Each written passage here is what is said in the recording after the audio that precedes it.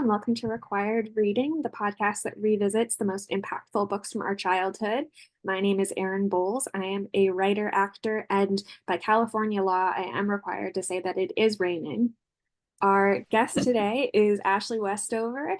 They are an actor, singer, and stage combatant from Georgia, now living in New York. They produce a TTRPG podcast, spoil their dogs, and get distracted by new crafting projects very easily. Hello, Ashley. Hey Aaron, how you doing? Oh, good. What are the crafting projects? Spill. Oh God, everything. So I have this giant like plastic roller chest that's supposed to be for like a sandbox for children, like in my closet. And it's just full of like crochet needles, like embroidery yarn. Freaking I got a sewing kit from my aunt recently and or like a sewing machine now. So I'm not sewing by hand anymore. Right. So now I'm gonna like get into quilting and just so many like half abandoned projects. I literally the other day I was like, I should get into like welding. I broke one of my earrings. I could get like a little soldering iron and I could like be crafty about it. So anything under the sun, really. Gosh, I feel that. My boyfriend has this amazing ability to find whatever you need. So we do have a sewing machine. It is broken. He got into woodworking and I went away for Christmas and I came home and there are logs everywhere. Amazing. Whittling's fun. I've also Yeah. dabbled in that. It's great. He's Good doing a great fun. job. We're on this like free and for sale app, and Yes. yes. And so Yeah, it's dangerous. it really is. I'm always doing these birdhouses that I get at Michael's. And Oh, then he found a giant wooden dollhouse on the free thing. He was like, you should go get this. And so I like tore apart my car. I like got it as open as possible. And we have this giant, giant dollhouse sitting in the next room. that is amazing. And it's like it's from the 80s, maybe the 70s. And the woman I got it from was like, I think she was a realtor. She's like, the client I have was gonna do this with her granddaughter and just never did. So like get it out of the house. So you're the granddaughter now. Exactly. Congratulations, you've been adopted. Ugh. Thank gosh. I love it. Our book today is Dragonology by Dugald Steer, writing as Dr. Ernest Drake. It came out in 2003, broad strokes of 2003. US invades Iraq. Ooh. The Human Genome Project is completed. Finland has its first female prime minister. The Second Congo War ends. The Second Liberian Civil War ends. Tesla and MySpace are founded, and 4chan is launched. Oh God. Yeah, A lot of seeds planted there, I I feel like. know. And the OLOGIES series, I mean, if you weren't around for that, it's hard to describe. But in doing a tiny bit of research on Dugald Steer, because he really seems to be just like guy in Britain who like worked his way up in this publishing company and published all of these books. They're all by him at Just handing out special interests as he goes along in his career, literally. exactly. Egyptology turned 20 last year and they Yeah. released a very like a special 20th anniversary edition. There's like you mentioned the pirate one, there's Yes. wizards, there's just all sorts of stuff. And these books are so special because I read this one. I don't know if I owned it, but they have so many interactive elements. So you can like there's a little letter in the first one, there's a library card for the guy who the fictional author of it. There's like samples of dragon hide. Like dragon dust and all sorts of stuff. Great for an Yeah. ADHD crow Oh brain. my Ugh. gosh. But although I was learning about it as I was reading this, I was learning about my brain. And I don't know if I have ADHD or what, or if I'm just, built different. But I was looking through this and I realized like when I read this, I got stressed because there's all these like breakout boxes of text. And I was like, I don't know which one to read first. And if I read the Yeah. wrong one first, I might miss out on information. And so what a nerd. Other ones are going to disappear if you read them in the wrong order. It's not like it's going to be invisible ink. It's going to be okay, Aaron. We'll get through this, I promise. I mean, really, like the anxiety has been there. That's fair. There's no organization. There's no clear way to go about it. Oh God, oh I God. I feel know they're that. not numbered, but this was gold if you had these. This was currency. This was like Oh, if you got them at the library. I mean, they probably were always on hold. They always have like gems in the front cover. It's like embossed. They are Yes. huge. They're like maybe 15 inches tall, maybe more, but fairly slim. I got mine on Thrift Books, and this is the only time Thrift Books has done me dirty because the first couple pages are just like obliterated. Like Oh no. Wait, are there missing? Oh no. Aaron, you should have told me. I would have sent you pictures. Here, look. it is the You want to only see like the yeah. little guy? Oh, I have my background blurred because my room is a mess. So this is actually not helpful. I'll That's send you okay. pictures after if you want. Thank you. But it's only like the first couple pages, and I did message them, and they were like, "Well, we'll give you a full refund. We're so sorry." But it seems like this is a very difficult book to get on Thrift Books. It seems Yes. like they don't have many. And I will say, even like the libraries, like when you would check it out there, because there's so many like little notes and things in it, like there's loose bits in envelopes in these books. And so it was not guaranteed that you would have the full story from the Yeah. library or elsewhere. It's difficult, I think, to find one in full at this point. Yes. Which like adds a special layer because it is meant to be sort of like a found item. And so it's Mhm. interesting that the fictional sort of like life of the book takes on a actual life of the book, which I love Yeah. so much. And I'm even though it's damaged, I am gonna put this in the little free library near me. And I'm like, I don't know, I love I anytime I put a book back in a little free library, I put a Lisa Frank sticker in the front cover so that like if anyone is paying attention, they know like They're it like, came from it's I'm tracking her. they've got like a what do serial killers do? Leave like a A signature. signature, yeah. A signature is also something other people leave Yeah. too. But You you know know, what I mean. It's yeah, fine. It's yeah. fine. It's fine. I've been watching Hey, CSI all day, yeah. it's fine. It's nice to then be like see a book that I've read and be like, is this mine? And then And it is. check. That's fun. Exactly. But how did this book come into your life? What is your story with it? That is a great question. And I think it is a mystery for the ages because, okay, so 2000, early aughts, right? This book came out when I was, I think, 6 years old. And I'm from a place in Georgia called Augusta. And in Augusta, when I was a kid, the only places that we would go to get books, there were three spots. Mostly, 99% of the time, it was the family Christian bookstore. That's as much like that tells you as much as you like you need to know about like where I was raised. Like it's just good old Christian fun. But then there was also Books a Million, Mhm. which I don't remember ever actually going into the Books a Million. I just knew it was there, and when it died, we mourned it because my mom is also like a huge nerd and loves books. And then there was this place called it still is, it's still open. This place called Second and Charles, and Second and Charles um I thought it was a chain. I thought it was like at the same level of Books a Million when I was a kid. And then when I moved, I was like, why doesn't anyone have a Second in Charles? What's going on? But it's a combination like used bookstore, and they have like new books sometimes too, as well as like Funko Pops and like random nerd shit, right? And so mostly we would go to Second and Charles or a family Christian bookstore. And so I don't know where Dragonology came from. I'm assuming it was Second and Charles because it's not a Christian novel. No. So there's not at all. But here's the thing. So it because of the nature of this book, it's like presented as like the journal of a scientist who's a dragonologist who's studying these real creatures and is providing like in-depth for a 9-year-old at least, Yeah. 6 to 9-year-old scientific observations about these creatures. And so in my little Delulu brain, it was just on my bookshelf one day. And I was like, oh my God, this is an ancient tome. I must have been chosen, like this was my chosen one moment, was finding this book. And so I took this word as gospel. I, for so long, was fully convinced that this was like a real scientific journal that I had found. And to this day, I still like, I don't believe dragons are probably real. Dragons are real. I have a PowerPoint that I made with works cited about how and why dragons are real. I can send it to you if you want. It's unhinged.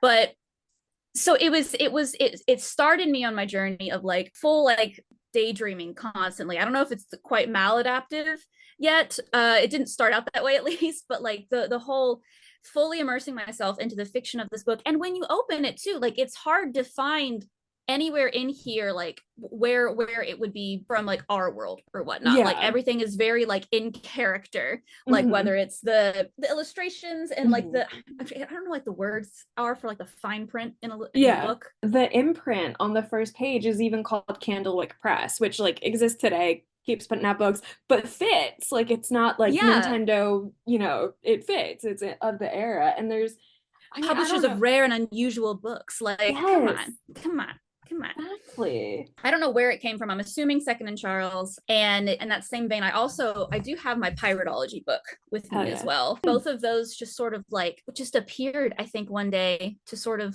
break me out of like the different devotional books that I was reading otherwise. Good.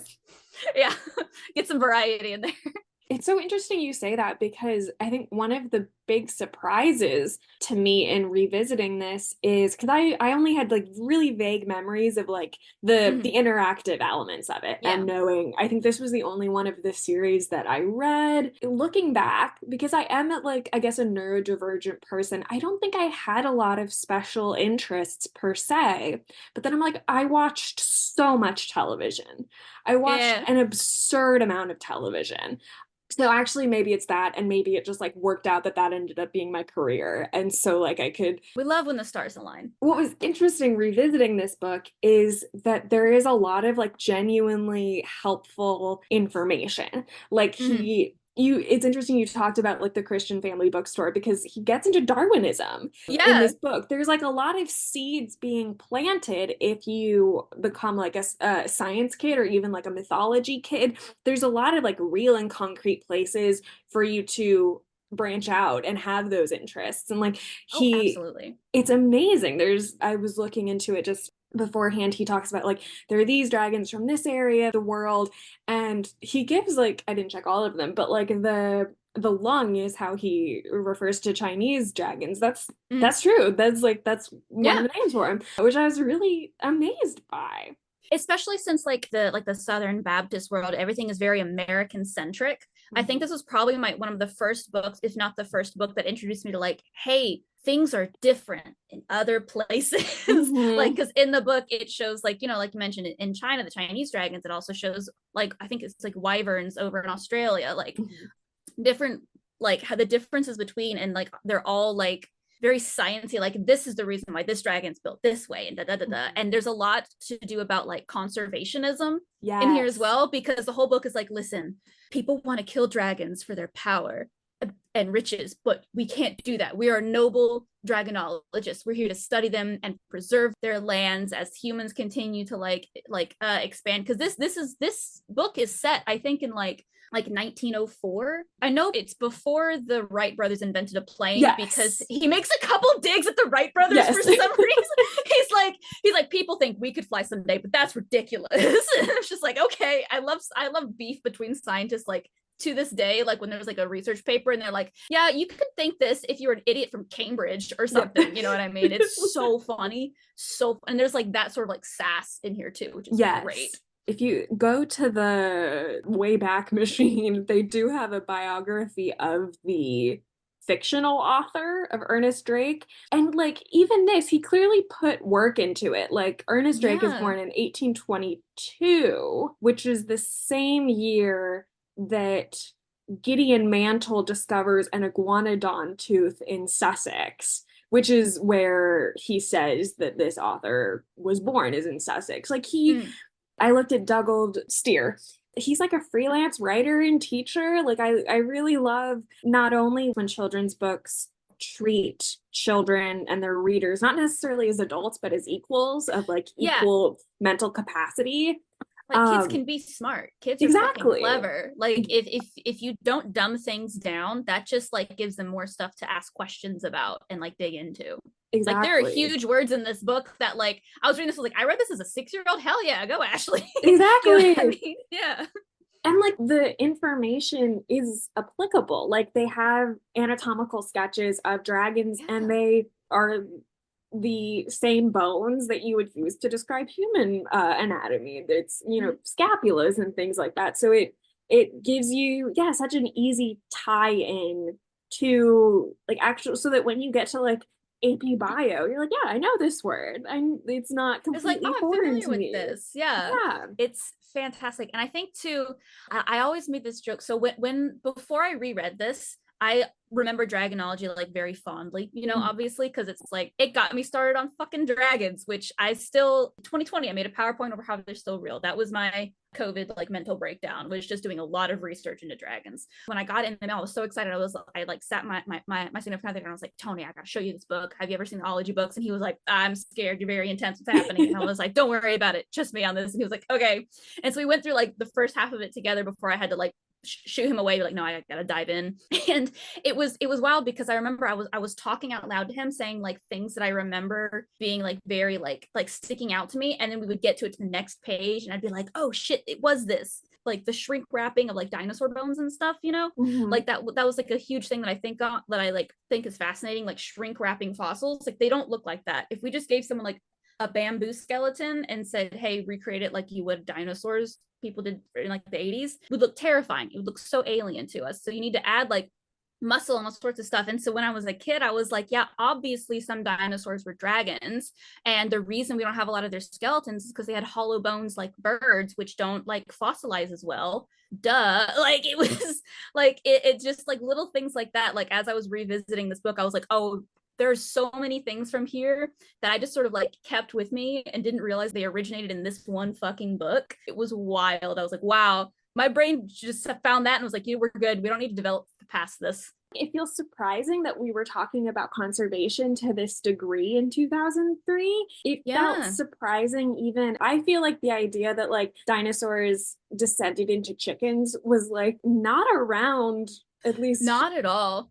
still feels like kind of a new idea. Like dinosaurs having feathers, like it feels like so new. Mm-hmm. I also like to make this joke that Dragonology, because I always have to make things gay, for some reason there's like an in joke in the asexual community that we just fucking love dragons. Like an asexual person will look at a dragon and go, hell yeah. And so I was like, you know what, this book made me ace. I'm pretty sure it also gave me ADHD. And like piratology made me gay because I was rereading that too. And in the piratology book, it's set up same way as Dragonology, right? Like it's got all these bits in there, but it's from the journal of like a pirate hunter, and he's hunting this female pirate named like Arabella Drummond. And so like it's giving you all this info about pirates, like the different, and there's like these like chords in there. You can like learn how to tie knots, and you can read all about different ships. I fucking love boats. Oh my Oh, gosh, yeah. I love three mast like sailing ships so big. Oh my god, I went on one time, like a Spanish like sloop or something.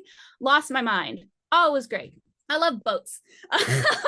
Oh yeah. And so I was reading this, and I had forgotten that like there was like a plot in Oh. piratology. There's not really a plot in Dragonology. It's more like a combination of info. But piratology, there's like the same thing, but also there's a plot of this guy who's I also like the naming conventions, because in Dragonology it's Ernest Drake. Drake is another word for dragon. Mm-hmm. And piratology, the author's last name is Lubber, like a landlubber kind Yeah. of thing. And the book is just about him like hunting down this Arabella Drummond. And like as you read through, you're picking up on clues about who she actually is. At one point, she sneaks on board his ship to pretend to be a cabin boy. And he like doesn't realize it until the very end of the book when he's like, she's a Jezebel, she's subterfuge, she tricked me. And like she ends up being like Blackbeard's sister or something. And so like putting the puzzles together throughout that too is just wild. But also Lady Pirate hot. I think that was the point I was trying to get to with that. That's why that made me gay, because Lady Pirate hot. But it's just wild how I've always been obsessed with like dragons and pirates specifically. Like when Pirates of the Caribbean came out, lost my mind. Any movie about dragons, Aragon, even though the movie was not great in comparison to the book, it had a dragon on screen. I was happy. You know what I mean? Like Yeah. it's wild how interests that you like latch onto early on just carry for so long. Yes. And that might just be the tism being like, aha, dibs on a topic, but I like dragons and pirates real bad. No, I in that and of the era, were you into Merlin? Merlin was very pivotal to me. Oh, was I into Merlin? Yeah. Are you kidding me? No, I forced Tony to rewatch it, but then like we got through like the first 3 episodes, and then he was locked in. He was like, "This is very good," and I was like, "I know." Yeah. You just got to get past the CGI. Yeah, I mean it was 2008, I think. Buffy was like one of my cornerstones my mother gave birth and was in the recovery room, and season 1, episode 3 was playing, and she was the witch. She was like, "We got to watch this when we get home," and that was Oh, I was Buffy for Halloween in 3rd grade, and so Erin, are we the yeah, same person? Because I I always go as my go-to costume for Halloween is Faith from Buffy. I we logged on and we were both saying hell yeah, hell yeah. It's a yeah, I'm having the same thoughts. I'm having the exact same thoughts. And at one point I was looking at the Washington Post. I'm from outside DC. The Washington Post has like a TV guide that they put in the Mm. Sunday paper every week. And the one season that Merlin was on NBC, it was the first season, and it was coming out that week. They put the cast poster on, and Anthony Stewart Head was on it. I was like, that's My Giles. boy So Giles. I Instant started watch. watching, exactly. I started watching it for him. I was pirating it on YouTube somehow, and it was when you could still do that, and they would post each episode in like In 6 like parts. like 3 minute Yeah, increments. Yeah, you just like gotta find the right exactly. order. Yeah. And that got me into Robin Hood from the same era. It got me into, and then Doctor Who, and that was Yeah. on my path. That's how I got into. I remember it so clearly the first time I ever like realized that film was a career was I was watching Yeah. Merlin. It was an Anthony Stewart headshot. It was of Giles. He was wearing this, he plays, King of Camelot. He's wearing this big red cape. It's a low angle, so you're looking up at him. His big red cape swoops over the camera, and I was like, that's establishing like that he has power and that he's an authority. And I had to be like, oh, people make these choices. Like Oh, this that's is, cool. and so dragons. Fuck yeah, dragons. And the dragon in that is played by John Hurt, who was, Ollivander in Harry Potter. So that was an immediate connection. Um, He's also in Doctor Who too. yeah, Yeah. yeah. The BBC has 3 actors that they use in everything. True. I love it. Yeah, I was watching V for Vendetta the other day. He's in that. I didn't finish Love V for it, Vendetta. but it was really I was watching, I think, Hellboy this morning. Again, just Why do you always keep mentioning things that I also I had the biggest crush on Hellboy. I don't know Man. why. I was like, hot demon guy. Like, oh But I no. think he's in that also, John Hurt. He Probably. was Yeah, yeah. he was really everywhere. I remember when he died. Yeah. R.I.P. my boy. I know. Circling back to Buffy, because Of course. I want to follow that same line you pretty Yeah. much just did. Mhm. So Buffy, it came out, and we're the same age, so like Mhm. when it came out, Yeah. like when we were born, basically we were Yes.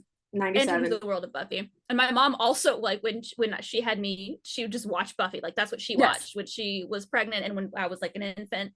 And then when I discovered it years later, I was like watching it on YouTube, but because it wasn't like Christian, I have this distinct memory of like watching it and feeling like I wasn't supposed to. And my mom walked in and I was like, Mom, I can explain. And she was like, oh my God, is that Buffy? Can we watch it again? And my whole world was rocked. I was like, what? You, huh? So it was great. But then also I have a vivid memory of watching the scene where Angel and Buffy have sex for the first time. And I Mhm. remember this was in high school for me at this point. And I remember catching myself watching Buffy just as much as I was watching Angel. And I like sat for a second. I was like, wait, shit, fuck. And then the next day I caught myself like looking at girl butts in like the Yes. high school hallway. And I was like, no, fuck. So to this day, blondes who can kick my ass are like my primo female type because Mhm. Buffy just awoken something in me. But I'm just like, it's Yeah. wild, And mine is wild. Faith. Damn. Faith and Buffy should have been Endgame, but that's a story for another day. I know. It's fine. I'm okay. I'm not And okay. what's hilarious is we were talking about this episode, like scheduling and stuff, and you mentioned you were listening to our Twilight episode, which has Abel Yes. Consolo in it. And the way that the two of us met was I co-created a show at our college, and we cast you and April. And I don't know if it made it into the final edit, but during that like 2 hour conversation about Twilight, I kept telling April, you need to watch Buffy, you need to watch. She was like, I know, I've seen the pictures of Faith, I get it. She needs to. Yeah. I feel like she's afraid that once she starts, she won't be able to stop and she'll get Mhm. sucked into the black hole. Yeah. Can I make a Buffy confession to you Yeah. that I don't know? Go I for don't it. want you to look at me differently after this, okay? That's okay. I'm someone who does not like endings. I really, really love a TV series and I know like the last few episodes are coming up, I won't watch it. I've never seen the I last season of Merlin for that reason. I've never seen I it. the last season is great, but I haven't Hurtful. seen like the last 5-ish episodes of Buffy because I was like, oh, I can't do that. I've Yeah. rewatched it so many fucking times. Have I seen the end? No. Would I have seen the end of Merlin if I had known that was the last episode? Probably not. I thought it was going to keep going. And so I wasn't keeping track. So that's why Yeah. I've seen that full series. But I haven't seen the last episode of Buffy, and I've somehow avoided spoilers. And I feel like saying that now, Mhm. inevitably, someone's going to be like, "This is what happened," and I'm going to be like, Yeah. "Well, fuck." But I won't do that, it's but I will tell you, like, a hard show to end, and they did it wonderfully. It is a ugh, really, really solid end, in my opinion. There's some deaths that are really hard and heartbreaking, as there has to be, but an ending that I think is incredibly, I mean, I cry every time. ugh. It heartening, and I think really speaks to like the essence of the show, and it makes you feel really good. And I have to watch this series in mhm, totality at some point in my life, but I am not emotionally yeah. at that point yet. I don't think, Hmm. but Merlin, it also was like, because I remember watching it and thinking like when I was younger and being like, oh, this is such a fun show. But then when I was rewatching it recently with Tony, I was like, oh God, this hurts. Yeah. Like it's so funny. It's so funny and it's so great. But at the same time, I'm like, oh, there was so much more. And so now every time I watch Buffy, that happens again as well. I'm like, Yeah. oh, it's my fun little vampire show. And I'm like, oh, fuck. Yeah. Up Ugh, until I was like, into my 20s, I was always rewatching Buffy at some point. Like I yeah. watched it as it aired, and then for 7 years, my father every year for their anniversary gave my mother a season of Buffy on DVD because that's as it was Oh, coming out. And the Buffy DVD menus are sick. They really? oh my, they're interactive. Before you start every episode, there's like an audio bit that plays over the blackout of like a signature line from that episode. I think season 5 you're like wandering around a graveyard. Like a lot of them are like that. So good. Now I need to get Buffy on Mhm. DVD. But there was That's there so was a cool. time when I was in high school and I was rewatching season 6 and I was like, "Oh, this is giving me a language to talk about my depression. Like Buffy's going through what Yeah. I'm going through." What a It show. also it also even though it did fall into the like the kill your gays trope, Hmm. it did have I think like the first like lesbian Yes, Kiss. like established like kiss like relationship Hmm. on TV. And Yeah. so Joss Whedon, while we all know he's just fucking Whedon, he did give us that. I'm so interested as like more and more stories come out about what that set was like because I Mm. think and this is I think just an interesting thing about being in the biz is that I think like so much of that show beyond Joss Whedon was like Sarah Michelle Gellar like really Oh, understanding this character, really yeah. pushing for it. I love her so much. I Also love know. that she and Fred, Hmm. Freddie Prince Jr. They've stood the test of time. I love them. And Also, Matthew Lillard's mom or his aunt went to my church down in Georgia, and so I saw him randomly in the hallway at my church one time, and I thought I was hallucinating. I was like, "Is that Shaggy? What the fuck?" And my mom was like, "Oh yeah, his mom's real nice, or his aunt, or someone he's related to." yeah. Back to dragons. Yes. So I mentioned that like anytime there was a bit of media that had dragons on it, I would latch onto it, whether it was good or bad. To this day, I'm not picky with the entertainment I consume as long as it's Hmm. entertaining. My favorite movie is 7 hours and 40 something minutes long. It's so bad it's good. Like I don't have high standards for the media I consume. And so there were actually a surprising amount of books at the Family Christian Bookstore Oh. that had dragon themes. And I think this Yeah. might be why Dragonology got snuck onto my shelf somehow, Hmm. is because Family Christian Bookstore and in the Bible, there's like a lot of lore around dragons, surprisingly. Wow. And my dad took us to like the Ark encounter in, I don't know if it's like Utah or where, but like they recreated the Ark and we like went and they had a whole exhibit about dragons there too. And so I was like, this was worth it now. Yeah. It's a big boat and it's got dragons. Like despite the other context, this is great for me. So there were a lot of books at the Family Christian Bookstore that had dragons like involved somehow. And I remember there was this one series in particular, and I'm blanking on the name of the series, but it was basically dragons were angels that had come down to earth and they could shape shift into humans. And so they had half angel, half human, so half dragon, half human babies. And like at puberty, like the kids would start developing like dragon traits. Like the guy who could breathe fire got like grew like hard scales in his mouth, so it wouldn't burn his mouth when he breathed fire. And the girl like had like growths on her back that turned into wings and like all sorts of shit. And so when I was reading those books and reading Dragonology and all sorts of stuff, I was like, okay, when I get to puberty, if I like wish really hard for wings, that's what I'm gonna get. Like it. So I was fully. I took everything very literally. I don't do well with sarcasm, so like, and every time something was presented to me, I didn't know like what fiction was really Right. when I was a kid, especially like because I was taught to take everything in the Bible at full face value. Like, don't look into it like for context historically or anything. You know, just this is what happened. There's a talking donkey. Don't worry about it. And so like I was like, these books came from the Family Christian Bookstore. Obviously, they're like true. Like, and so I was fully, it must have done something to my brain to be so fully like in like believing that I could be a dragon at some point. Yeah. Like, but I still have those books on my mom's bookshelf. So it was that series. And there were a couple others too, where like, there was this one series too, that the main character, she was born a slave, but then she found a dragon egg. And then that like was like her call to action or whatever, and they were like, oh, you're the chosen one, you have to go to the big city now. And she ended up being the only one who could like incubate and like raise dragon eggs in this world, and she ended up being like a light wizard. And they had like Jesus in the book, his name was Paladin, and like he was like, you have to get people to believe in me or else my power is going to wane. Like really like heavy handed on like the Christian symbology, but it was also so cool, the world building for the different ways, the different abilities that dragons had in those kind of books. And so I read so many of them.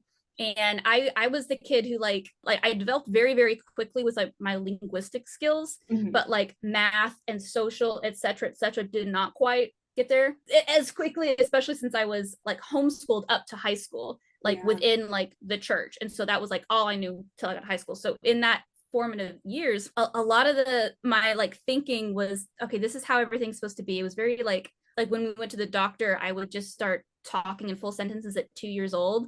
And my pediatrician looked at me, and then he looked at my mom, and he was like, she's not supposed to be able to do this. And I like read all the books in the library by 5th grade and all this other shit. And I think like cramming that much stuff into my brain as fast as I could, I don't know, it gave me like, I loved learning. I loved like mythology and like things that were fantastical and weird and like different than what the real world is, because the real world's so fucking boring. You know, especially when you're a kid, when you're reading or like watching TV or like seeing like more creative outlets, and you look around and you're like, this sucks here. I want to go in here in the book world. This would be great. But I love that you said like talking about how the world feels as a kid, because I think that's something that comes up in a lot of these, is how like small and limited the world can feel. And I think something so interesting about this book is the way that it's presented. Like you said, it's like a dragonologist, like they give you like someone's field guide at one point.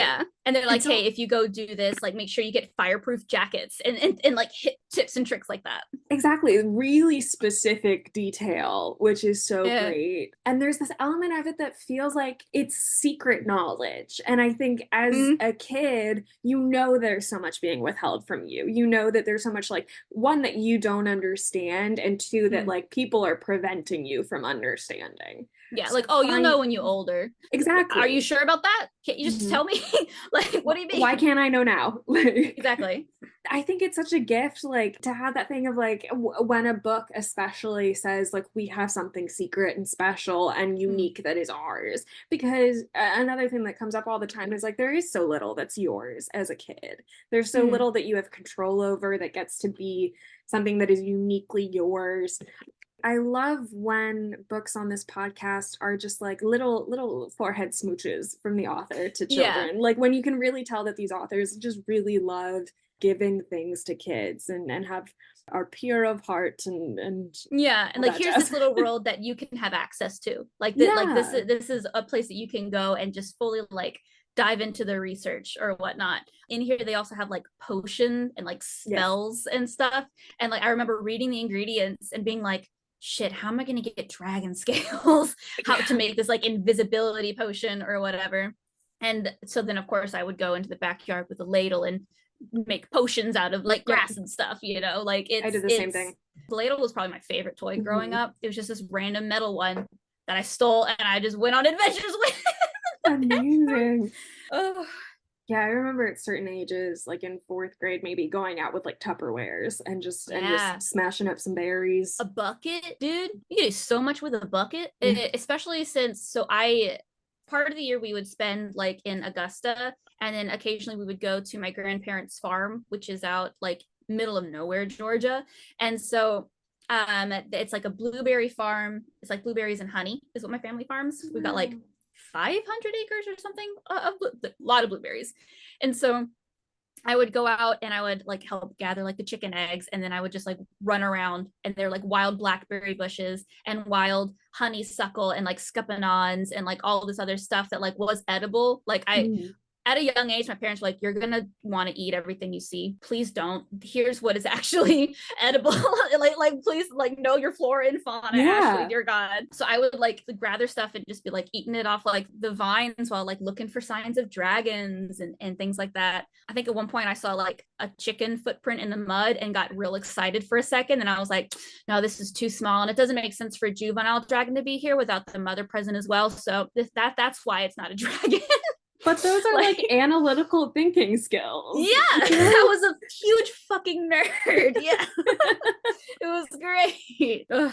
there are these little pockets of not only like there are pullouts and things like that. For some reason, I thought there were like pop-ups, which there aren't, but there are like I really remembered they have these portions of like the skin of what different dragons Yeah, feel like. I remembered that, yeah, of you have an the Asian lung that's 250 mhm. years old. The wing membrane of a marsupial dragon, That's the which one is I'm a looking at. kind That's from. the one I really remembered. Yeah. There's a marsupial dragon that He's a lives in little kangaroo Australia. dragon. It's a little Exactly. kangaroo. How can you not love that? He's There perfect. it's like fanciful but informed. And there's Yeah. like there are things that are valuable here. There's the on the page before there's the frost dragon wing membrane, which is so Mm-hmm. pretty.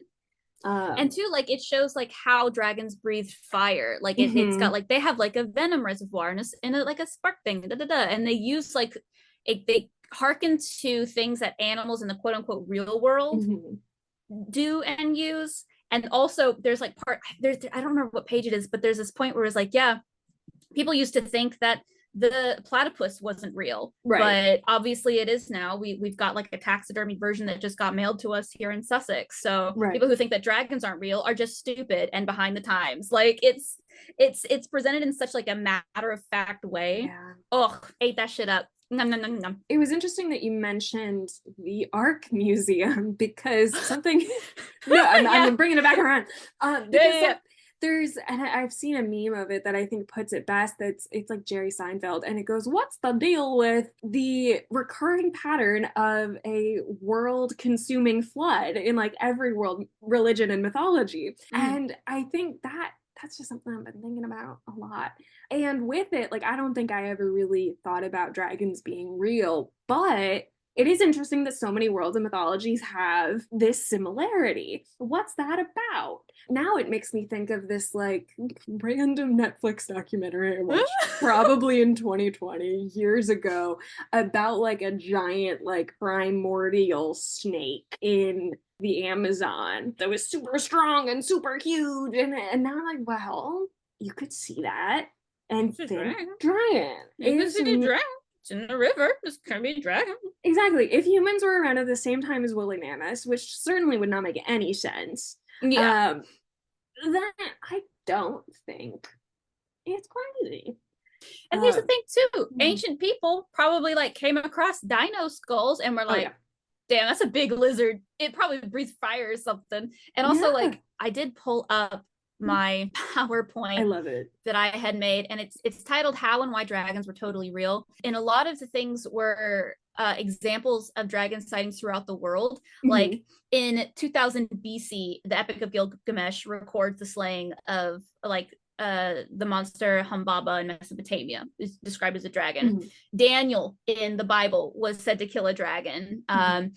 Alexander the Great, he invaded India and he brought back reports of seeing a great hissing dragon living in a cave. And other Greek rulers supposedly brought dragons back alive from Ethiopia. There's these ancient explorers who both recorded sightings of like small flying reptiles in Egypt They were like, yeah, these things are like in the trees, and if you get close, they'll like come by and like spit something at you that burns. And so Right. it might not be fire that dragons breathe, but there are plenty of like venomous creatures. And so Yeah. like there's spots all over. There's in Africa, Europe, East Asia, Southern Asia, Western Asia. There's so much everywhere. Sightings all over the world. And it's just wild to think that people think dragons aren't real. I think they're kind of stupid for that. I'm gonna come out and say it. I think you're stupid if you don't think dragons are real.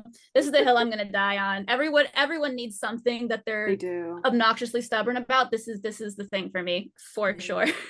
On dragons appearing throughout the world, Yes. there's like a Saint Margaret or Saint Marjorie whose job is to fight a dragon. It's not invalid.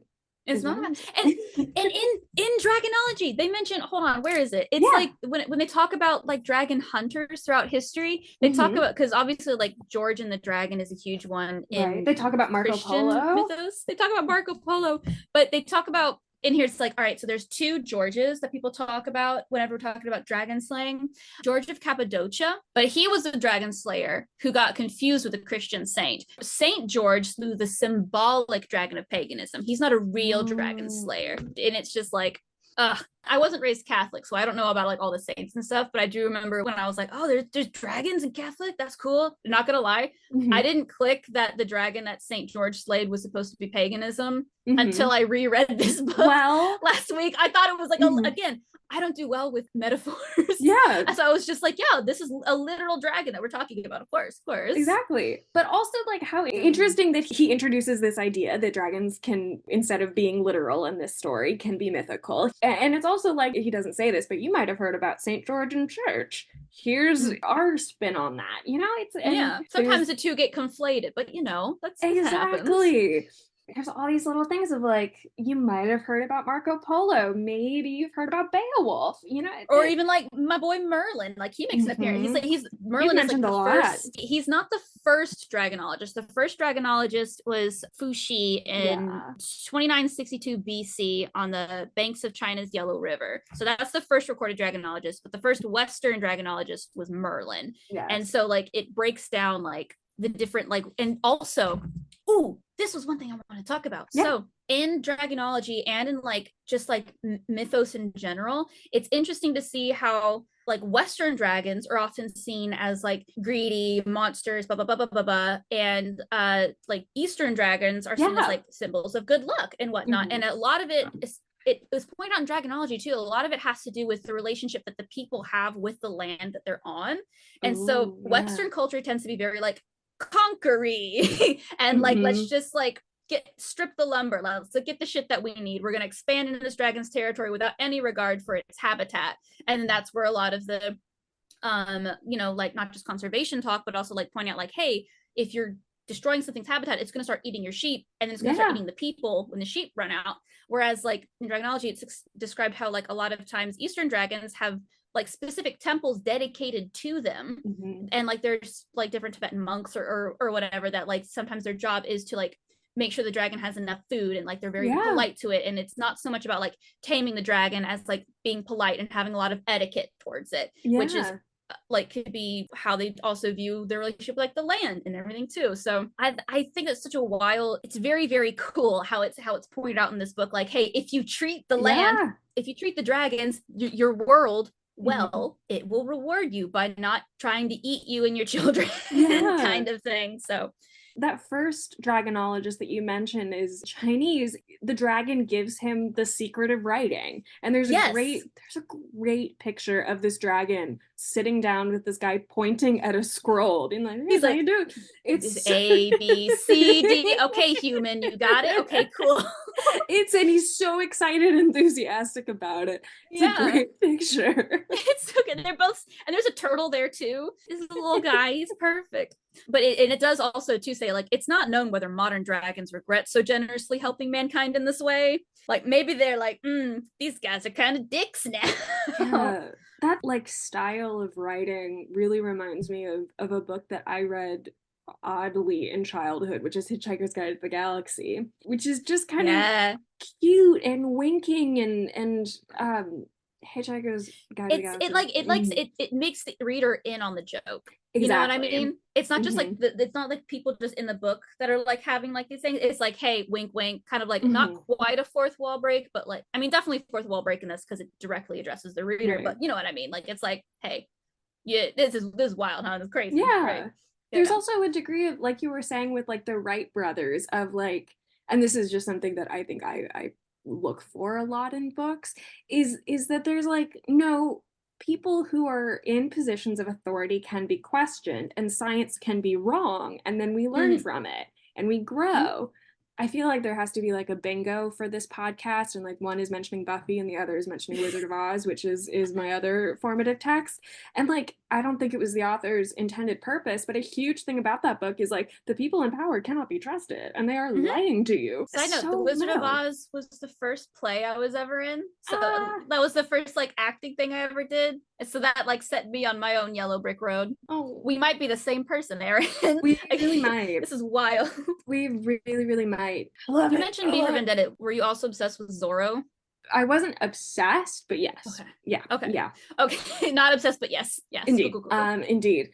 I didn't watch V for Vendetta until like recently, and I didn't finish it because I don't know why, brainworms. But it's leaving Netflix, and I think Oh Zorro is no. also leaving Netflix. Oh no. My I cat just woke there's up. like a specific genre of like I think it's like 90s movie if it's Yes, like guy with a sword or sarcastic guy and girl swashbuckling. Yeah. swashbuckling. I love swashbuckling. The Mummy also falls into this, Mm-hmm. obviously with Brendan Fraser and Rachel Weisz. Just like that whole vibe, like where they're like just like kind of grungy, but they're like they're just cool, fighting the system, doing what they want, being adventurous. Indiana Jones, Mm-hmm. obviously. Like, Certainly.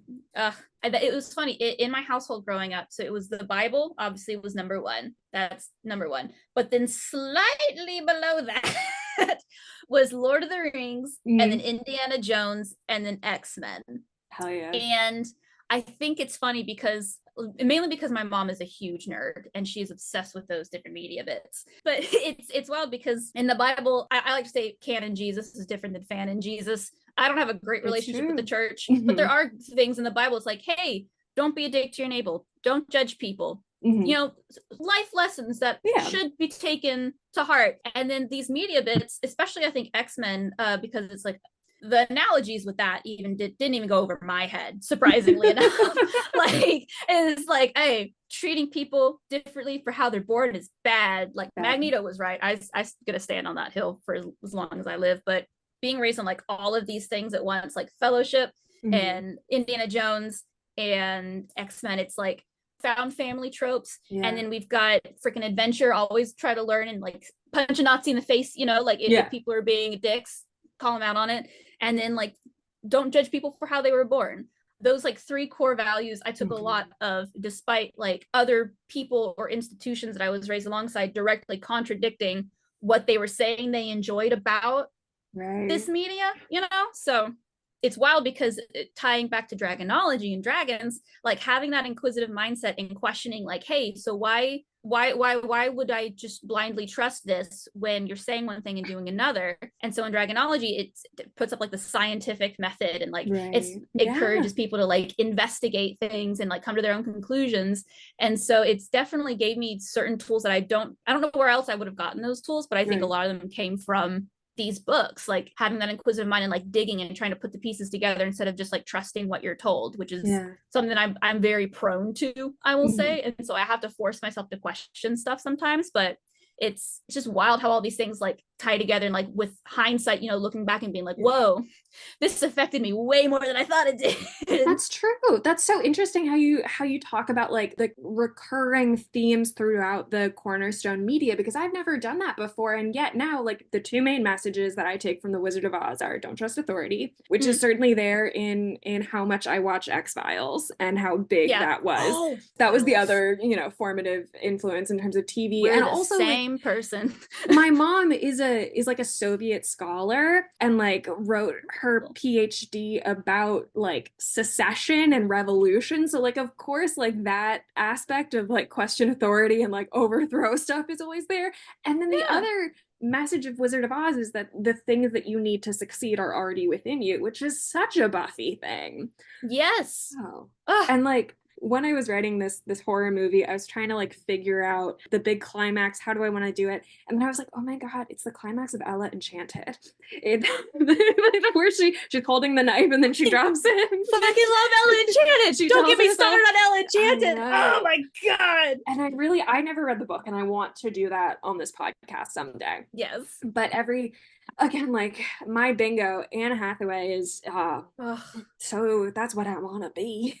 Um, I remember watching Ella Enchanted and relating a little bit too much to Ella and being like, oh no, I also do everything literally and don't feel like I can say no to people, and but like it's okay to say no sometimes. Oh, I don't know about that. It's a tough pill to swallow. Like it's yeah. Taking things literally in that movie, I didn't consider it until now. Yeah, and it's the thing, I didn't realize that I had so many things in my life are affected by my brain, which that sounds like obvious, you know, like of course your brain runs you. Yeah, everything's going to be but it takes connected. over 2 decades to notice the patterns. It does, especially when your whole family has the same neuroses, and so you think it's just all normal because my dad and I, we both have like sensory issues. Like we don't like bright lights. Like my mom would come home and all the lights in the house would just be off. Yeah. My dad and I would just be sitting in silence, just like dissociating. And she'd be like, "What are you guys doing?" We're like, "The lights were too loud. We needed a break." No, that's so funny because I heard the phrase, "What are you doing with the lights out?" so often. I'm like, why would you turn the lights on?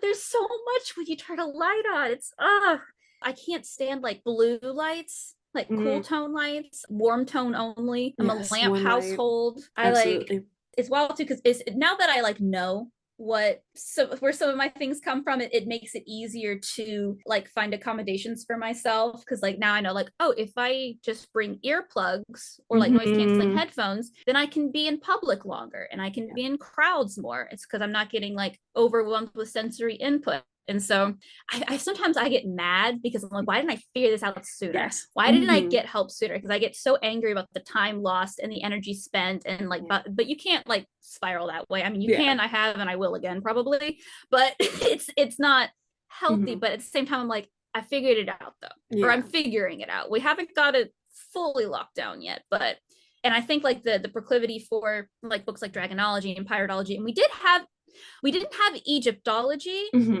I thought we did but we had the one that was like the triangle, like it was shaped like a pyramid and it was gold. Yeah. We had that one, but I don't think that's like Egyptology. No, Egypt I think is a circle with like a bird head on it. Yeah, that was the other one that we had, not me personally, but that was around a lot. So like I don't think I knew that there was a piratology one until you mentioned it. I highly recommend. I highly recommend.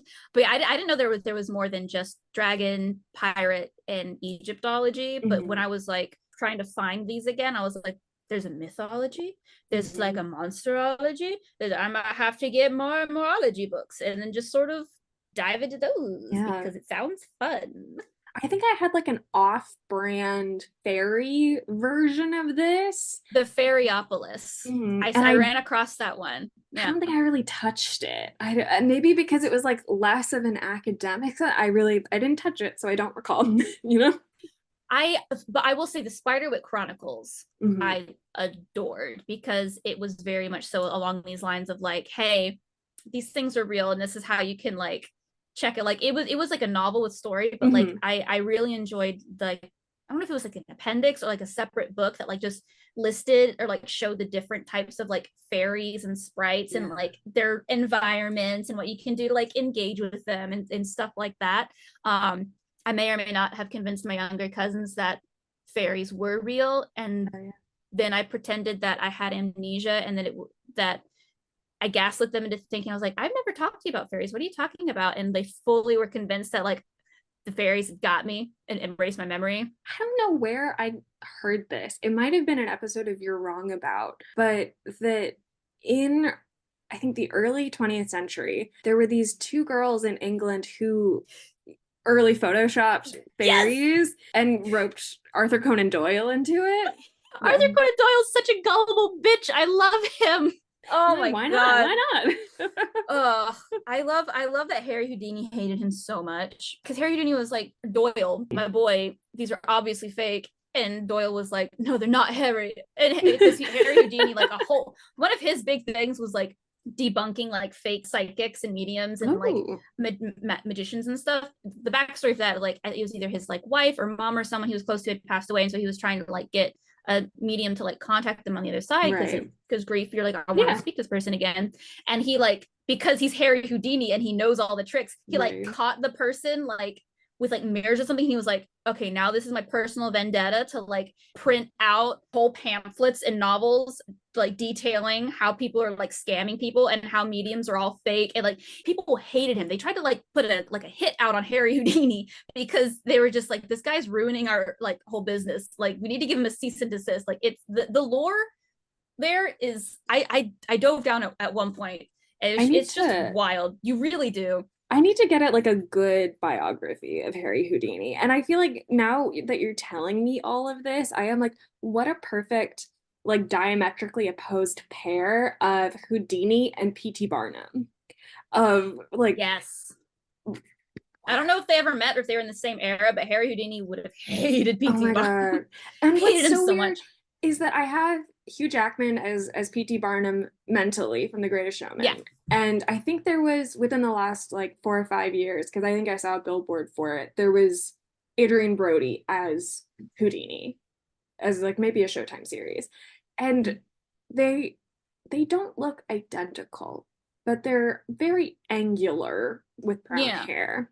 In a It's lineup. They would be put in the same lineup. Yeah. yeah, Yeah. it just fit. When I was going through this, like the art was so nostalgic. I'm allergic to pain and afraid of commitment, which is why I don't have tattoos. But like looking through and like seeing some of these like dragons, especially the ones like in flight or whatnot, I'm sitting here like, oh, do I would be so cool if someone got this tattoo, but like I would probably have to reach out to the artist and be like, is it Yeah. okay if I get this on my body? But my wife, she's been wanting to get matching tattoos with me for a while because she has a few already. Just like matching daggers or something, and Yeah. that'd be so cool. But I'm like, maybe like a dagger with a dragon on it. I don't know. So it's like the art in itself, so cool. Like the pages Yeah. are like yellowed to like imitate like old parchment paper. These like watercolor, not watercolor, but like Maybe, yeah. maybe watercolors. I don't know. It's just like such a smooth design and coloring. And again, I didn't really have a great color theory professor, so I don't know how to get the science behind it, but it's just gorgeous. It's just a beautiful book. It's just so pretty. It's just like the people behind this very clearly cared. And I think that even if you don't realize it explicitly as a child, you understand it and you understand that. And it does, like, it feels like such a there's a reason that kids flocked to this so much. Yes. It feels like such a special, like, not just the knowledge it contains, but there's such a specialness about everything, about the way the book looks and feels, and it has like a weight to it.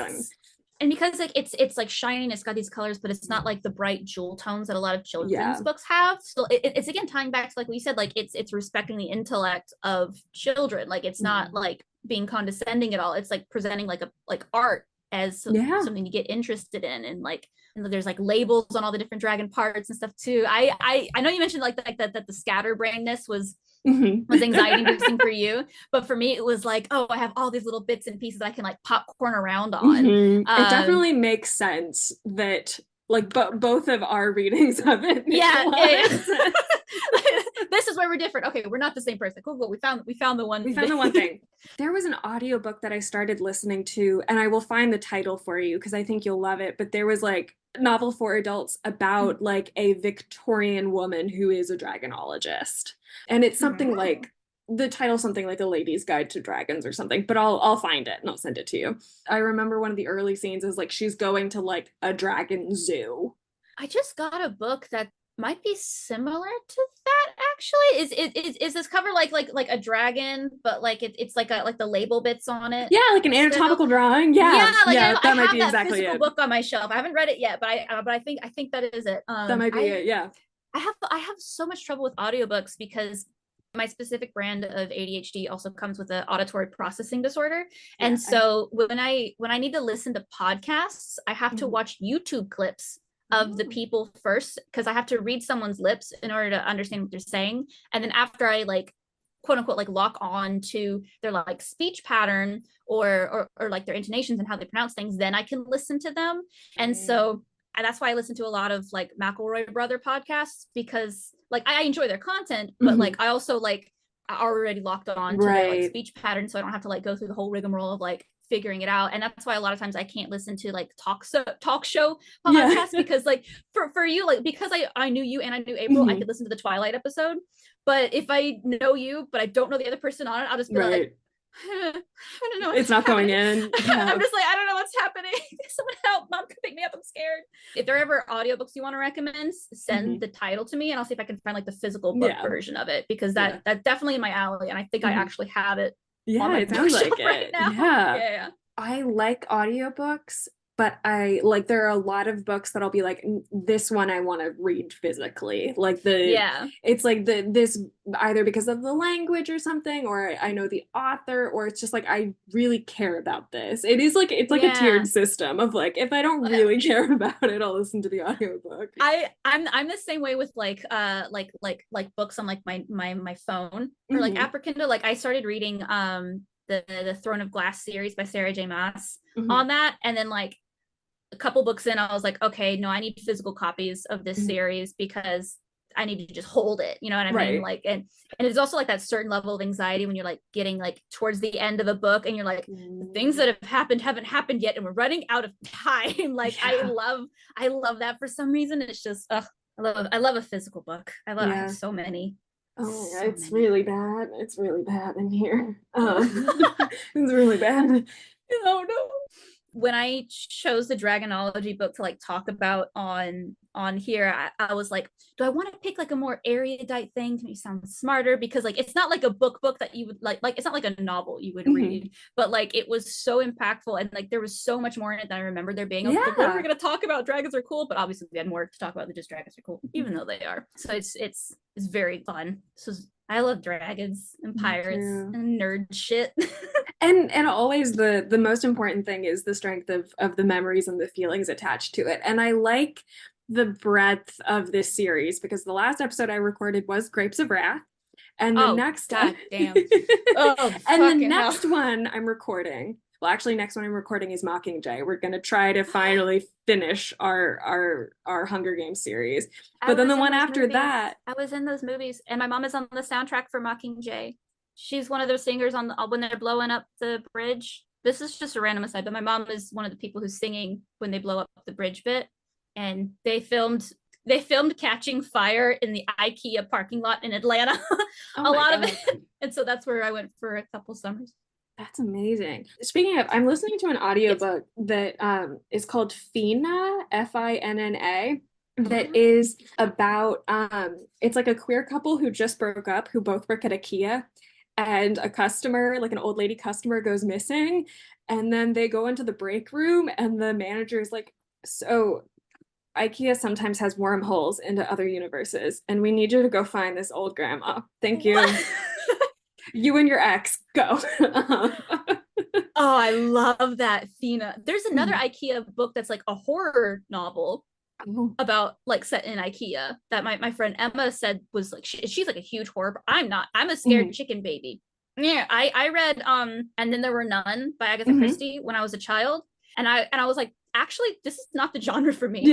I'm good. Like this was one and done. My mom was like, I love Stephen King, and I'm like, you have fun with that, mother. I'm gonna be over here having a crisis about these riddles and dead people. Like no, but like if you're into horror books, I'll try to remember what that one's called because it's also set in IKEA, but it's like scary. And she said like it's like genuinely scary. Like she doesn't get scared easily, but she's like, this is probably one of the most unsettling books I've ever read. And I was like, oh, I'm gonna avoid it. Thank you. I love that. Well, that's all I have on Dragonology. Yeah. Anything for you? Dragons were totally real, and if you think otherwise, you're a big dumb doo-doo head, and that's my official stance on the subject. If you want to disagree, you can eat my shorts. So that's my closing remark. Oh, and the most important question that I almost forgot, would you consider this required reading? Yes, absolutely. If you've not read Dragonology before, you so should, especially if you have any sort of ADHD like flavored bit in your brain. You absolutely so good. So It's good. so fun. It's so beautiful. It's an absolute treat. And I think it's just really special. Like, if you were constructing a library for a child, to have something different in Yes. format. And interactive. Absolutely. Yeah. Extremely. I think this could So, definitely be a book that like eases maybe reluctant readers into it, you know? oh, 100%. Especially like if someone has like dyslexia or like other sort of disabilities, like it's still, you can still open this book and go through it and have such a great time. Like it's Mhm. not just like a picture book. Yeah. It's presented in such like a erudite way that it includes everybody in like how to learn and like curiosity and stuff. It's Yeah, it's so so good. So good. it really is. It's a great introduction to so many possible Like avenues to, concepts and stuff. mhm. Yeah. Yeah, amazing. Is there anything you want to plug? Do you want to be found by anyone? Yes. Yes, I do. Please find me. So actually I would like to specifically plug Yes. the podcast that I produce, Queer PG.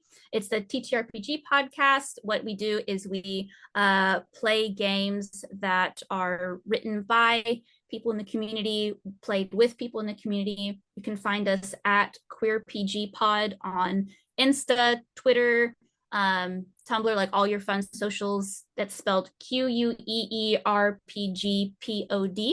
Check it out. It's very fun. And you can find Yeah. me at Definitely Not a Thespian on Insta, because I like lies and sarcasm Oh yeah. when I'm doing it, I guess. Thank you so much. I'm gonna Thank end the you. recording. Thank you for having me. It was a delight. Absolutely. I just have to find the button. There it The is. button.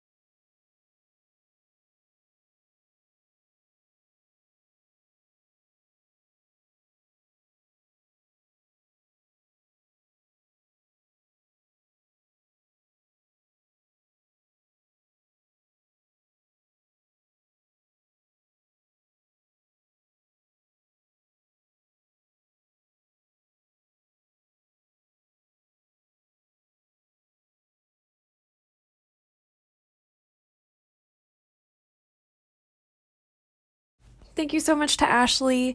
The book that I mentioned is A Natural History of Dragons by Marie Brennan. I just put it on hold on Libby because it does have a line. We did not end up recording Mockingjay. It's our white whale, who knows if it's ever gonna happen. Scheduling with 3 people is so much harder than scheduling from 2 people. But, I just recorded Holes last night. I am recording The Tale of Emily Winsnap next week. Keep going, keep rocking, keep rolling. I'm hungry. It's time for toast. Thank you so much for listening. My name is Erin Bowles. You can find me everywhere at Erin R. Bowles. R stands for raucous, rowdy, righteous. The end.